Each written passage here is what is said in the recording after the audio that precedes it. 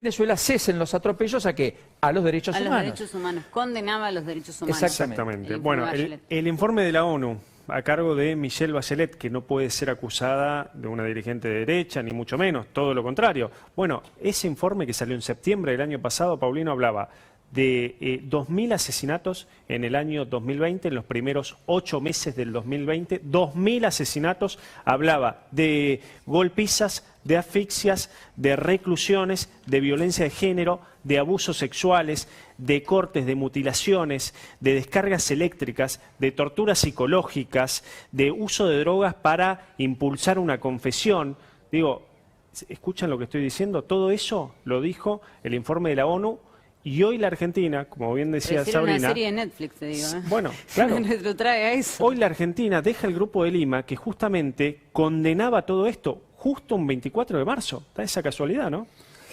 Hay algo que me parece interesante para añadir, y va en línea con lo que decía Sabrina, es esta concepción que tiene Cristina de autopercibirse como jugadora estratégica, histórica y no táctica, ¿no? Aparece en fechas como esta conmemorativa.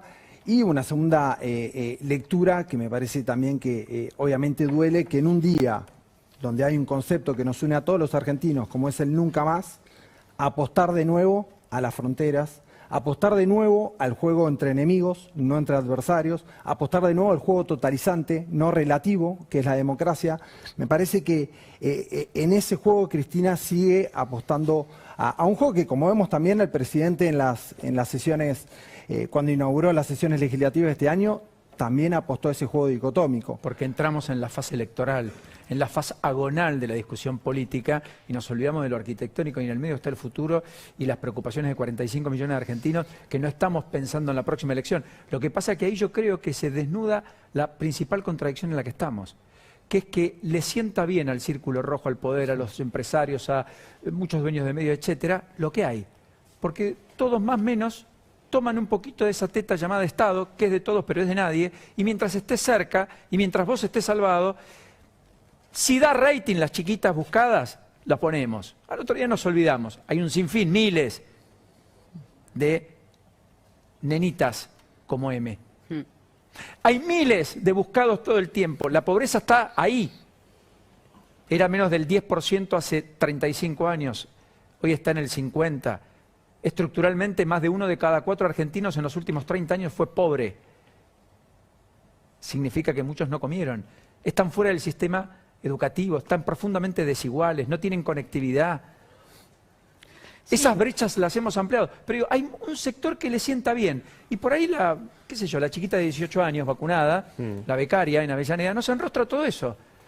Porque finalmente se cortó el eslabón por el hilo más delgado, nunca se supo qué hacía ahí. Dice que estudia 2 carreras, como además tenía una posibilidad de trabajar, era una ñoqui, digamos, básicamente, pero accedió a la vacuna, dijo, no, pero a mí me obligaron, nadie obliga a nadie, es optativa, justamente hay que anotarse, hay que escribirse, hay que ir, hay mucha gente que no va, que se arrepienta a mitad de camino, así que de obligatorio no tiene nada. Y por otro lado, lo echa la esposa del intendente, que en realidad es diputada nacional, que en realidad bajó, se quedó a cargo de la jefatura de gabinete de Avellaneda, y toma las decisiones porque en realidad el intendente es el que sigue mandando en Avellaneda, con ese espíritu nepótico o de nepotismo creciente que tiene buena parte de la dirigencia, que en realidad se apropia de lo que es de todos, que no lo toma como un servicio, es un usufructo para lo propio. Pero ahí das en la tecla, Paulino. El Estado, eso voy, perdón. Ahí das en la tecla porque esta chica, Estefanía Purita, no tiene noción de que lo que hizo es grave. Al contrario, lo justifica, lo trata de explicar. Pero si Valdés dijo no sabía que estaba haciendo algo ilegal. Claro, el diputado ahí también hay una contradicción que creo, y no es para defenderla, pero que también es propio del imaginario kirchnerista, que era lo que vos recién marcabas, que es el Estado, lo público es propio. Los recursos del Estado son estratégicos, no son neutrales, no son objetivos.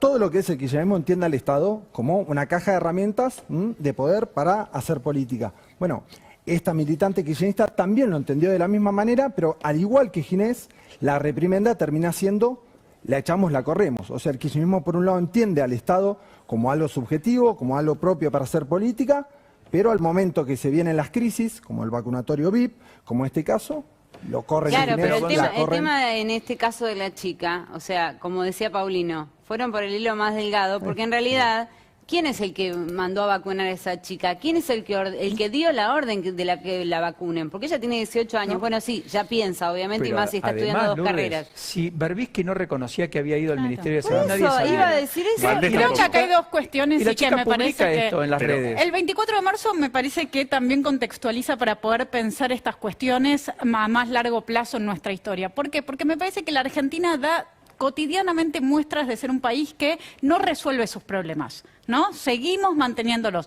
El 24 de marzo nos deja ver que un gran problema que tuvimos a lo largo de todo el siglo XX, que fue las interrupciones de los gobiernos democráticos, lo hemos podido solucionar. Quedó en nuestra historia. Bien. Pero la diferencia, lo que estamos viviendo en el 2021, nosotros ahora, y que lo que sucede con la chica M es un caso, con la becaria vacunada es otro, y podríamos hacer una larguísima lista todas las semanas de estos hechos, tiene que ver, por un lado, de entender cómo la atención no está puesta en las necesidades más prioritarias de la ciudadanía.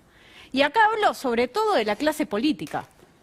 La clase política quedó clarísimo en el discurso de Alberto en la apertura de sesiones, quedó clarísimo recién escuchándola a Cristina Fernández de Kirchner.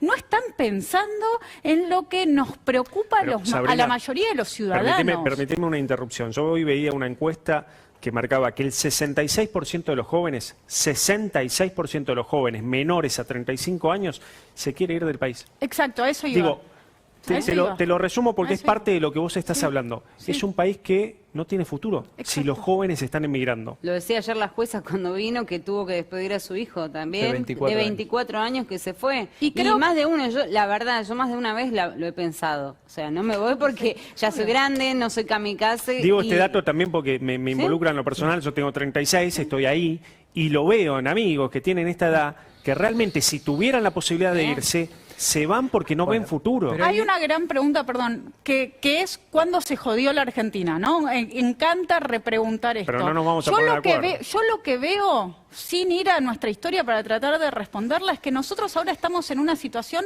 en la que creemos que la Argentina dentro de 10, 20 o 30 años va a estar peor de lo que está hoy. ¿Sí? Y eso es nuevo. Y eso es nuevo. Entonces, si yo tengo que responder cuándo se jodió la Argentina, pongo ahora el énfasis. ¿Sabes qué? Me das pie para algo muy importante y yo comparto. De todas maneras, después quiero volver sobre Cristina, pero quiero sí marcar esto. Porque ayer Luis Majul le pregunta a Macri si él se sentía responsable porque Cristina Fernández de Kirchner había vuelto con la omnipresencia con la que volvió. Y yo por mi interior decía, en realidad Macri tiene que pedir disculpas no porque volvió Cristina. Tiene que pedir disculpas porque decepcionó y desilusionó a un montón de argentinos que creyeron que había una manera diferente de hacer política y de hacer gestionando el Estado, un Estado más eficaz y más eficiente. Parcialmente habrá tenido resultados. A la postre, la sociedad mayoritariamente evaluó como negativos. De hecho, él pidió que los juzguen por la pobreza, se fue con los mismos índices de pobreza con los que ingresó. Dijo que era muy fácil resolver la inflación, se fue con 53% de inflación. Castigó a la clase media como ningún otro presidente, probablemente, con ajustes de tarifas casi por doquier. Con lo cual, no hay que pedir disculpas porque volvió Cristina. Esa es la consecuencia de algo que fue causado por la impericia, por la falta de haber pensado un plan y haber puesto el mejor equipo de los últimos 50 años que claramente no fue el del expresidente cuando gobernó. Sí, es autocrítica cómoda, es la autocrítica cómoda. Bueno, claro, o sea, digo. Claramente es la autocrítica cómoda, en vez de alumbrar realmente los errores en el plano económico, los errores en el plano político, es un yo te dije. O sea, al fin y al cabo lo que nos dice ayer el expresidente es, yo les dije que esto era peor. Pero perdón, Paulino abrió la mesa hablando de la necesidad de la centralidad política, de la polarización entre Cristina y Macri, que se necesitan. ¿Ustedes creen que es casual que Macri elija este momento para hablar y que Cristina al día siguiente le responda? No. Digamos, no es casual. Estamos en un año electoral, mes de marzo, empieza el mes 4, dentro de muy poco. Hay que empezar a cerrar las listas, hay que empezar a cerrar los candidatos y, lógicamente, todos quieren tener la lapicera, ¿no? No, y las voces que se escuchan son las de Macri y las de Cristina. Bueno, eso también está claro. Hay una sola la pausa y después seguimos, si se pueden quedar un ratito más, que es que el desgaste de la palabra, lo importante. Pues yo veía hoy y digo, claro, ¿qué fue el atractivo de Macri? Rompió el rating, todo. Bueno, silencio de un año y medio. ¿Por qué tanto atractivo por Cristina? Porque habló en diciembre. Claro. ¿Por qué habla el presidente en cadena y poca ¿Por qué habla otro y...? Están diciendo algo también, ¿no? A veces la palabra como recurso habitual desgasta. Pausa, ya venimos. ¿Qué te despierta el regreso de Mauricio Macri ayer? ¿Y qué crees que genera? Bueno, ayer y con el libro, ¿no? Las dos cosas. Claro, uniendo... Me parece, lo primero que está claro es que mueve el tablero. Aparece Mauricio y las conversaciones, las cámaras, las discusiones son sobre él. Sigue siendo un protagonista importante, el principal de la oposición, y me parece que esto también tiene mucho para decirle a los otros políticos de la oposición que quieren ser presidentes en el 2023. Mauricio sigue ahí, todavía no sabemos qué rol quiere jugar en el 23. Él dijo que este año no, pero no descartó el 2023. No, y no sabemos si se va a poner por encima y va a ser un gran árbitro o si va personalmente a competir. Lo que me parece interesante, hablando sobre lo que sí sabemos, es su evaluación de la gestión, ¿no? ¿Qué pasa en el libro? Y ahí a mí me parece que nosotros podemos ver algunas cosas en el libro. A mí me sorprendió bastante la recuperación de cierta inocencia que ya estaba planteada durante su gobierno. Que algunas cosas no terminaron sucediendo como él quería, porque Moyano finalmente no cumplió con su palabra, o se metió el hijo, o porque en realidad confió en que Massa iba a poder jugar de una forma que finalmente no jugó.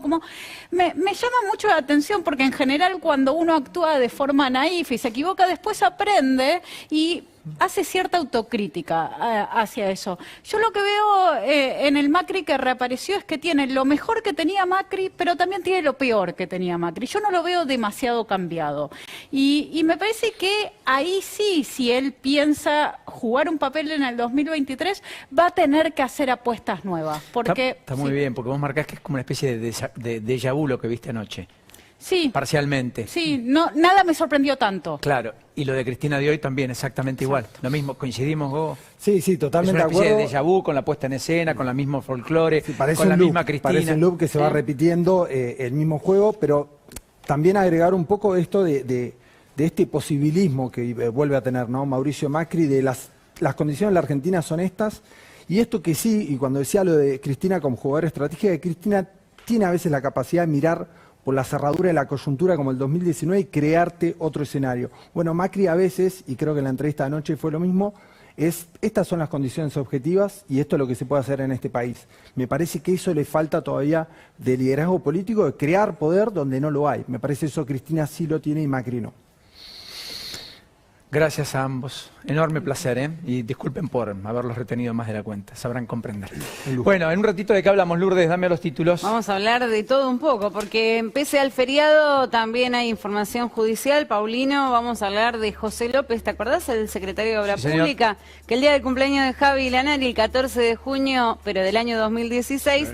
fue detenido arrojando bolsos en un convento de General Rodríguez. Bueno, te voy a hablar de él y de un pedido que está haciéndole a la justicia. También vamos a hablar de otros temas que hacen a la justicia. Habló Moyano y Moyano lo tildó a Macri de... Sí, digo la palabra. Boludo asintomático. Estamos con un debate intelectual muy importante esta hora, por lo que veo. Ya no, está muy bien. Bueno, y Estela Carlotto dijo que Macri tiene que ir preso lo antes posible, además. Sí. Qué raro de Estela, porque, hablando, Fernández Mejía de Graciela, que también sufrió los 70, dijo, ni a mi peor enemigo le deseo lo que me sucedió. A él le deseo que todo sea con el debido proceso y con la ley en la mano. Querido Cristian.